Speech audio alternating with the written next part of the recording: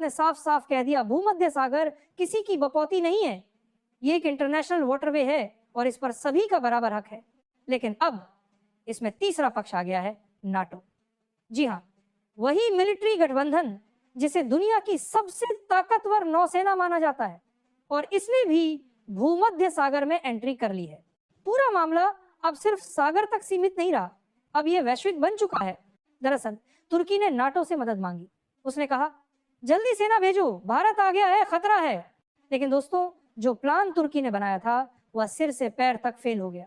NATO ने साफ कहा, भारत ने कोई गलती नहीं की, भारत ने कोई वार नहीं किया, कोई इंटरनेशनल लॉ नहीं तोड़ा। अब आप सोच रहे होंगे, तो भारत ने क्या किया? भारत ने तुर्की के ड्रोन सिस्टम और सप्लाई चेन को ब्लॉक किया। तुर्की के यूएवी हाइवा में लटक गए, सिस्टम आउट ऑफ कंट्रोल, और नाटो ने तुर्की को ही उल्टा फेल बता दिया। चौतरफा युद्धपोतों की स्थिति देखिए। भारत के आईएस विक्रांत, आईएस त्रिकंद और लगभग 5 अन्य युद्धपोत भूमध्य सागर में हैं।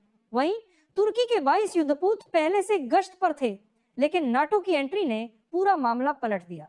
तुर्की अब घबरा गया है, वह अमेरिका के पास भागा जा रहा है, नाटो से नाराज है और कह रहा है, हम संघर्ष नहीं चाहते। लेकिन भारत ने शर्तें वही रखी हैं जो वह चाहेगा। और सुनिए, इस पूरे मामले में सऊदी अरब, ईरान और इराक भी तुर्की का साथ नहीं दे रहे। रूस और इजराइल भी नजर रखे हुए हैं। अगर इनके युद्धपोत उतरते हैं तो तुर्की के लिए हालात और भी गंभीर हो जाएंगे। दोस्तों, तुर्की की परेशानी अब सिर पर चढ़ चुकी है। नाटो ने साफ कर दिया कि तुर्की का साथ नहीं होगा और भारत के कदम पूरी तरह वैध और स्ट्रेटेजिक है। लेकिन तुर्की हिम्मत नहीं हार रहा।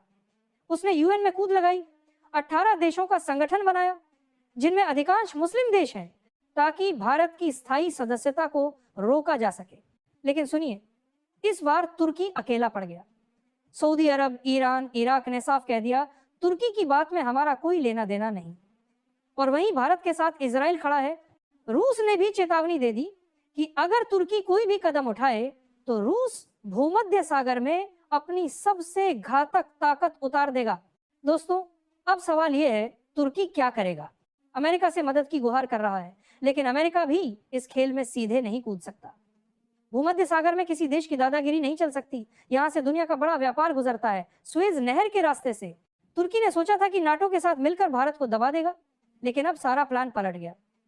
भारत ने केवल रणनीति अपनाई, वॉर नहीं छेड़ा, लेकिन सिस्टम ब्लॉक और सप्लाई चेन कट कर दी। NATO, America, Britain, Germany, France, सभी ने तुर्की को उल्टा झटका दे दिया। दोस्तों, ये सिर्फ जंग नहीं, ये वैश्विक सिग्नल है।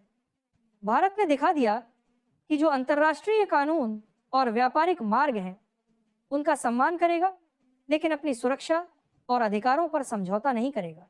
अब ध्यान देने वाली बात, तुर्की की एंट्री यूएन में और अमेरिका के पास अब भी चल रही है, लेकिन भारत का रुख स्पष्ट है। बातचीत तभी होगी जब भारत चाहेगा, शर्तें वही होंगी जो भारत तय करेगा। तो दोस्तों, ये लड़ाई अब केवल सागर की नहीं, बल्कि राजनीतिक और वैश्विक ताकतों की जंग बन चुकी है, और भारत ने एक बार फिर स्ट्रेटेजिक मास्टर स्ट्रोक खेला है। दोस्तों, अब मामला और भी गंभीर हो गया है। तुर्की, जो पहले खुद को मजबूत समझ रहा था, अब पूरी तरह दबाव में है। नाटो ने साफ कर दिया कि तुर्की का समर्थन नहीं होगा और भारत का रुख पूरी तरह मजबूत है। लेकिन यहाँ एक नया ट्विस्ट है, रूस और इजराइल की एंट्री। हाँ दोस्तों, रूस ने चेतावनी दे दी है कि अगर तुर्की कोई भी कदम उठाएगा तो भूमध्य सागर में उसकी सबसे घातक नौसेना सु-57 युद्धपोत उतरने को तैयार है। वहीं इजराइल भी भारत के साथ खड़ा है और दोनों देशों की ताकत अब तुर्की के लिए भयंकर चुनौती बनने वाली है।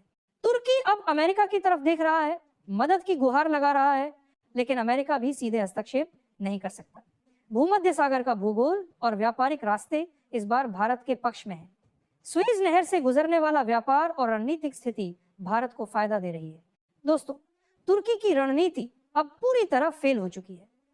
उसने सोचा था कि नाटो के समर्थन से भारत को दबा देगा, लेकिन भारत ने सिर्फ सिस्टम ब्लॉक और सप्लाई चेन कटकर बिना कोई इंटरनेशनल कानून तोड़े पूरी स्थिति अपने पक्ष में कर ली। और अब तुर्की का अगला कदम क्या होगा? क्या वह अमेरिका से मदद ले पाएगा या रूस और इजराइल की ताकत के आगे झुक जाएगा? यही सवाल इस वक्त पूरी दुनिया के लिए सबसे अहम बन चुका है। देखिए, भारत का रुख स्पष्ट है, कोई समझौता नहीं। बातचीत वही होगी जहां भारत चाहेगा, शर्तें वही होंगी जो भारत तय करेगा। और यही कारण है कि तुर्की पूरी तरह घबराया हुआ है, नाटो से नाराज है और अब अपनी हर चाल सोच समझकर ही चलेगा। दोस्तों, इस लड़ाई में अब केवल देश नहीं बल्कि वैश्विक ताकतें और रणनीति भी खेल में आ गई हैं। भारत ने दिखा दिया कि रणनीति, सामरिक ताकत और अंतर्राष्ट्रीय कानून का पालन, इन सब का सही मिश्रण बनकर किसी भी दबाव को टाला जा सकता है। और याद रखिए, ये लड़ाई अभी खत्म नहीं हुई है। अगले कुछ दिनों में भूमध्य सागर में जो भी कदम होंगे वही तय करेंगे कि तुर्की की दादागिरी खत्म होगी या नया मोड़ आएगा। दोस्तों, भूमध्य सागर की स्थिति अब चरम पर है। भारत, तुर्की, नाटो, रूस और इजराइल सभी की निगाहें यहाँ टिकी हैं। अब सवाल यह है, अगले कदम कौन उठाएगा और कैसे पूरी स्थिति बदलेगी।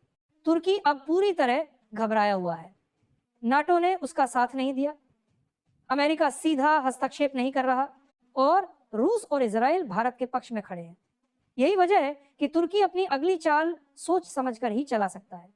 लेकिन दोस्तों, याद रखिए, भारत किसी भी दबाव में नहीं आएगा। युद्धपोत पूरी तरह तैयार है, ड्रोन सिस्टम सक्रिय है और सप्लाई चेन पूरी तरह नियंत्रण में है। रूस की चेतावनी ने तुर्की की रणनीति को पूरी तरह प्रभावित किया है। Su-57 जैसे अत्याधुनिक युद्धपोत भूमध्य सागर में उतरने को तैयार है। वहीं इजराइल भी सक्रिय है और दोनों देशों की ताकत अब तुर्की के लिए भयंकर चुनौती बन चुकी है। तुर्की की रणनीति अब सीमित हो चुकी है। उसने सोचा था कि नाटो का समर्थन मिलेगा और भारत को दबाया जा सकेगा, लेकिन भारत ने केवल सिस्टम, ब्लॉक और सप्लाई चेन कट कर बिना कोई इंटरनेशनल कानून तोड़े पूरी स्थिति अपने पक्ष में कर ली। दोस्तों, अगले 48 घंटे बहुत अहम है। तुर्की अमेरिका से मदद की गुहार लगा रहा है, लेकिन अमेरिका भी सीधे हस्तक्षेप नहीं कर सकता। वहीं भारत के सामरिक और रणनीतिक लाभ भूमध्य सागर की भूगोल और व्यापारिक मार्गों से जुड़े हुए हैं। और अब सबसे अहम बात, संभावित परिणाम। अगर तुर्की ने कोई गलत कदम उठाया तो रूस और इजराइल की नौसेना सक्रिय हो सकती है। इसका मतलब यह है कि तुर्की के लिए हालात और भी खतरनाक हो जाएंगे। वहीं भारत अपनी स्थिति बनाए हुए है, रणनीति पर चल रहा है और हर संभावित स्थिति के लिए तैयार है। दोस्तों, ये लड़ाई केवल भारत और तुर्की की नहीं बल्कि वैश्विक शक्ति संतुलन और अंतर्राष्ट्रीय कानून का खेल बन चुकी है। और भारत ने एक बार फिर दिखा दिया कि रणनीति, सामरिक ताकत और अंतर्राष्ट्रीय कानून का सही मिश्रण किसी भी दबाव को टाल सकता है। यही वजह है कि पूरे विश्व की नजरें अब भूमध्य सागर पर टिकी है। अगले कदम तुर्की